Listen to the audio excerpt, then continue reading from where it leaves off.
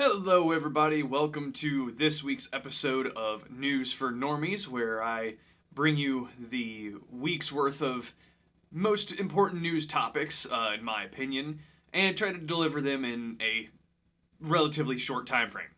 Um, if you learned something new from this video, or just want to say, let's go, Brandon, hit that like button, share this video with some normies in your life, and let me know what you think down in the comments below.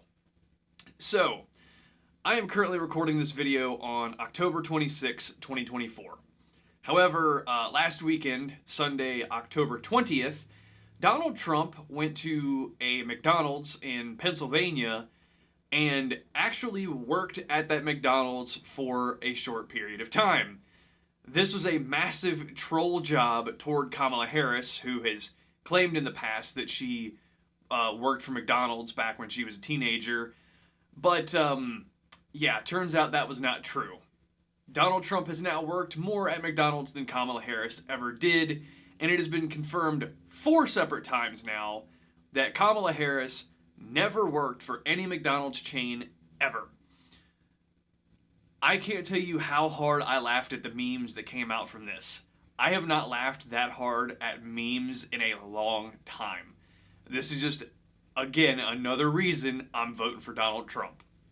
Now, strangely enough, after Donald Trump went and worked at this McDonald's, several different news outlets, several different media outlets, or propaganda outlets, reported that there were several E. coli outbreaks linked back to McDonald's. So, knowing exactly how the Democrats work, and how much they hate Donald Trump and anything that he touches, I wonder which Democrat sabotaged a McDonald's chain after Trump went to work there that day. Just my thoughts and opinions, hence the tinfoil top hat. Okay. So this past week, after Donald Trump went and worked at that McDonald's, he stated that he wants to end all income tax. So if we are tallying up the things that Donald Trump has proposed this time around, he wants to end taxes on tips, so people that are bartenders, servers, general hospitality that work off of tips, no taxes on your tips. He wants to eliminate taxes on overtime. So if you work a full-time job, say in a factory, manufacturing type place, and you work more than 40 hours a week, that overtime would not be taxed at this point. And now end all income tax. So the first 40 that you work won't get taxed either. So if you are somehow concerned about this, which I don't know why you would be, because the government should not exist at this point and is only there to propagate its own existence, I highly encourage you to go look at your pay stub before you go vote to see how much money is stolen from you via the income tax. Now, Trump would replace income taxes with tariffs, and, I'm not an economic expert, so I don't know exactly how that will affect the economy.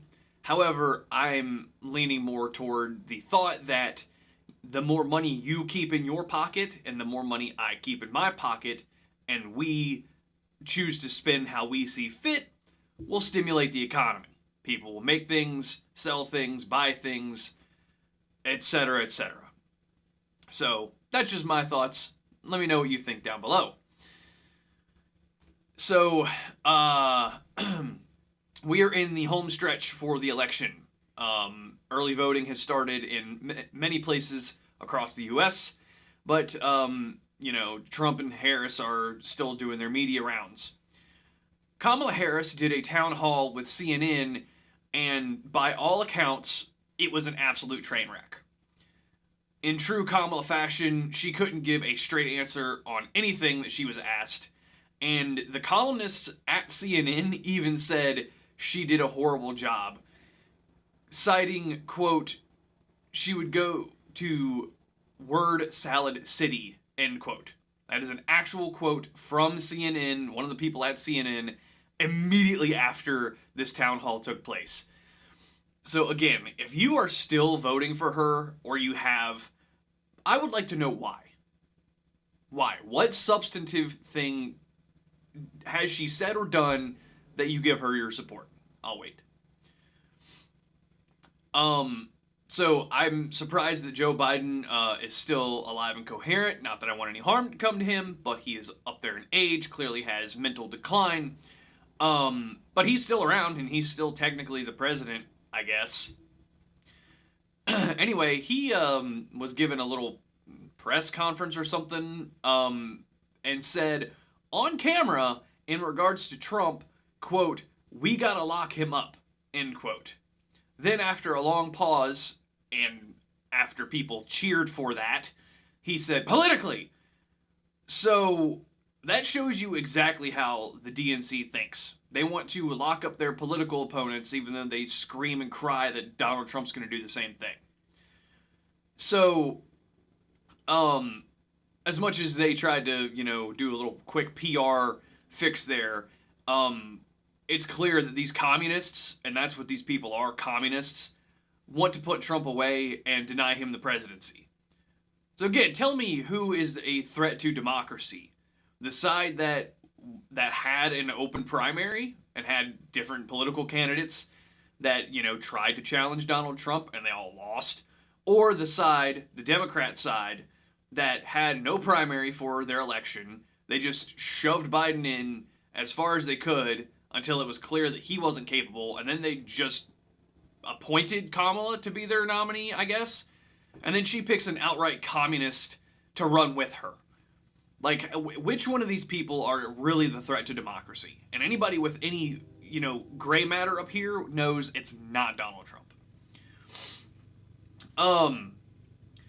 So this is very telling here. A British NGO, which, if you don't know what an NGO is, it is a non-governmental organization called the Center for Countering Digital Hate, is essentially helping the Harris Walls campaign and is sending its own people to several key swing states in order to influence voters before the election. This same NGO has said that they want to, quote, "kill Musk's Twitter," end quote, meaning they want to take the man who owns the business, Twitter, X, whatever you want to call it, and basically kneecap him to where he can't even interact with his own business that he bought. So my question is, how is this even legal and not considered election interference, especially from a foreign agent? Like, I don't... Liberal logic doesn't make sense, and it's intentionally made that way. Moving on. So, again, I say that the Democrat Party is the party of communists because, apparently, while Tim Walz was still a teacher in Minnesota, or Wisconsin, wherever he's from, I don't care.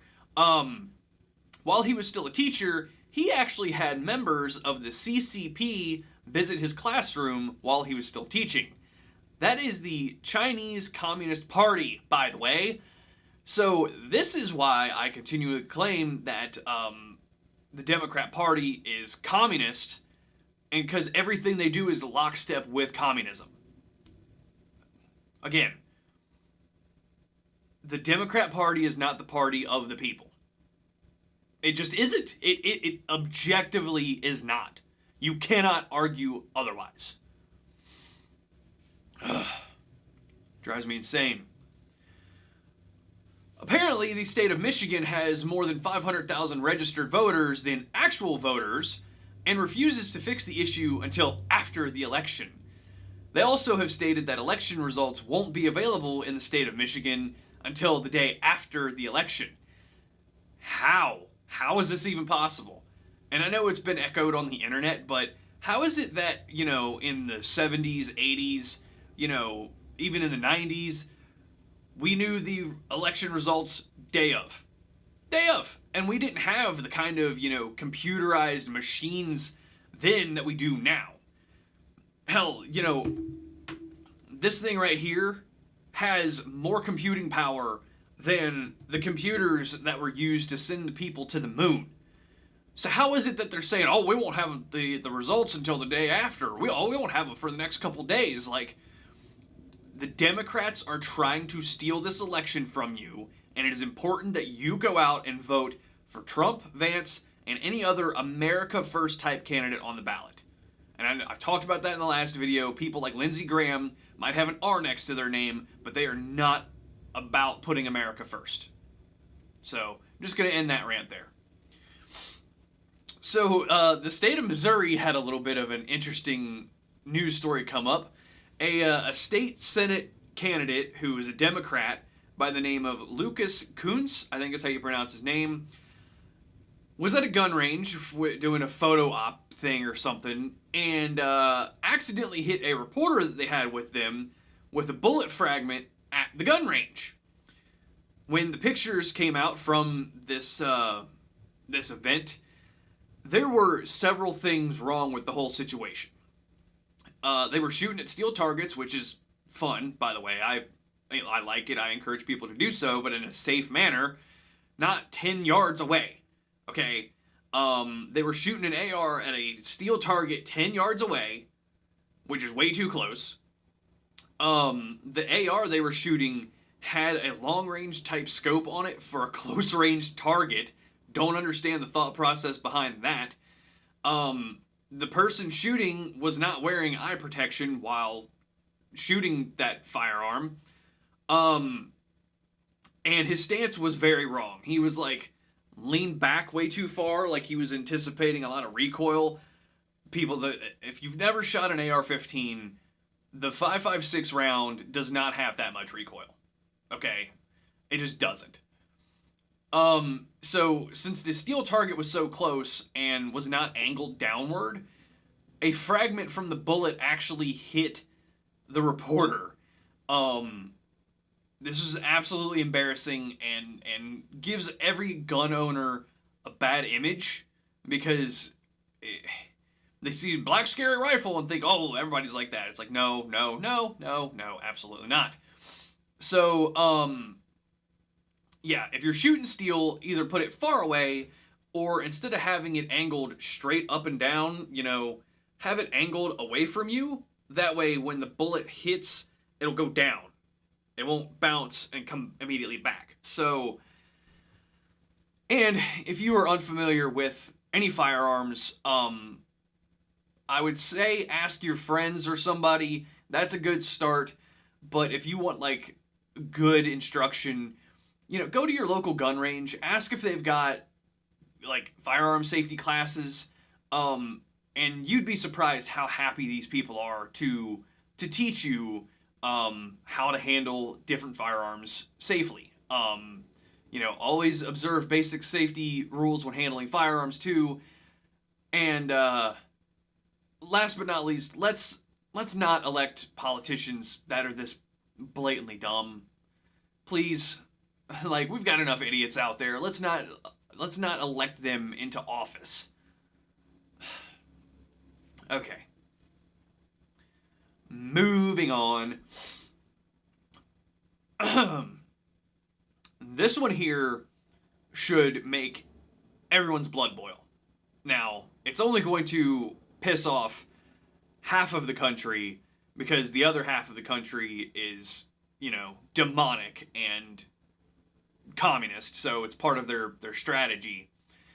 But apparently the U.S. spent $9.7 million on a study trying to prove that giving children puberty blockers and cross-sex hormone therapy is healthy and has no side effects. Turns out this was blatantly not true, and more harm came out than good. Imagine that. When people try to play God, things don't go well. How many times do we have to repeat that experiment to know the results? Now the people who conducted the study don't want the results to come out because they're afraid of public backlash or potential legal problems in the future.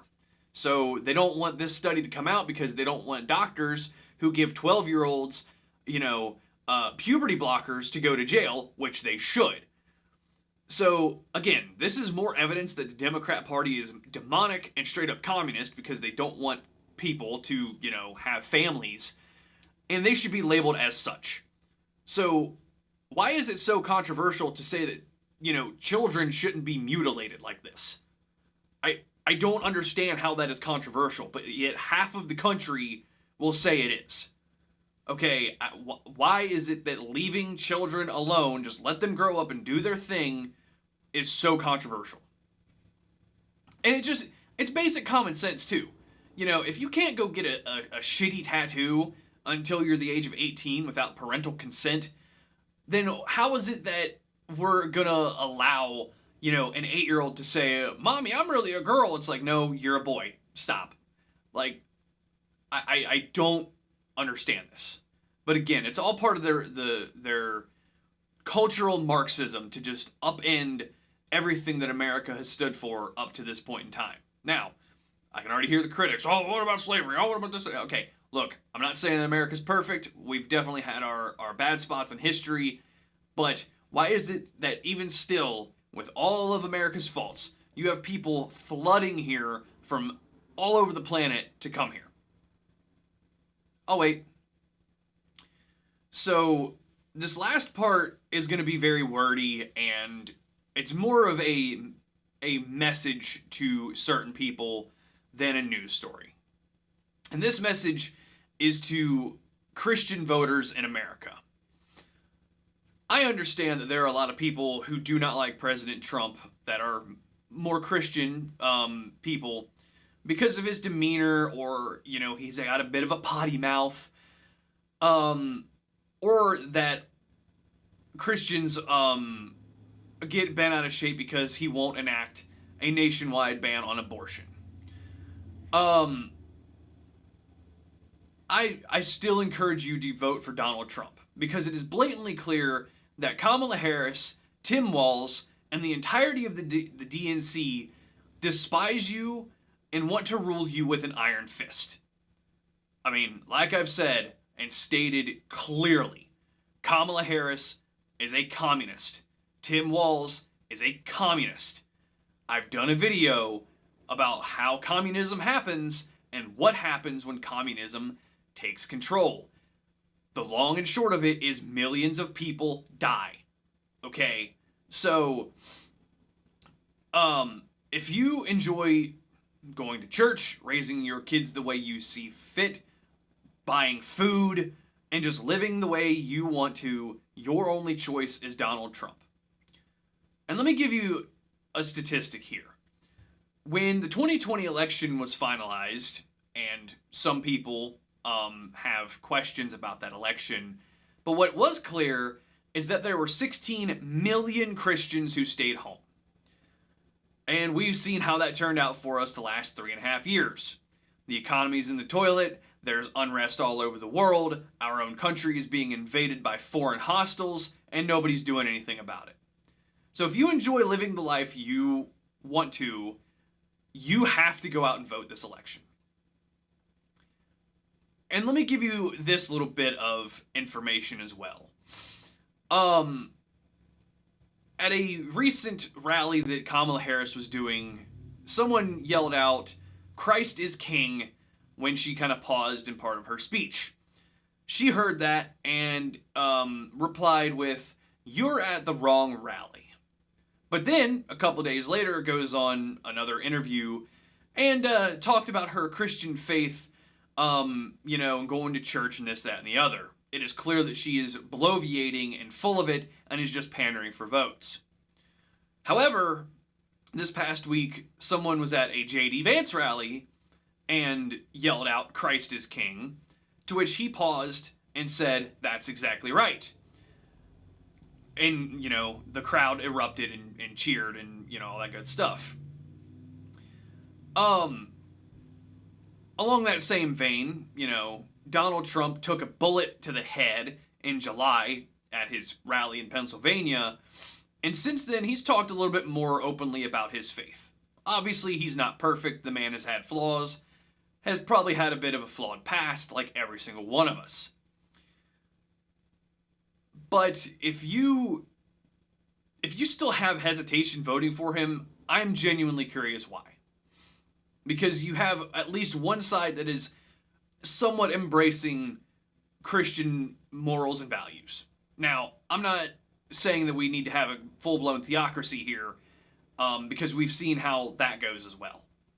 You know, the Catholic Church has done horrible things in the past when they were the ruling governing body. Also look at several of the Middle Eastern countries that are ruled by, you know, an Islamic theocracy, basically. Women can't go out without their man, they can't go out and show their face, you know, it's horrible.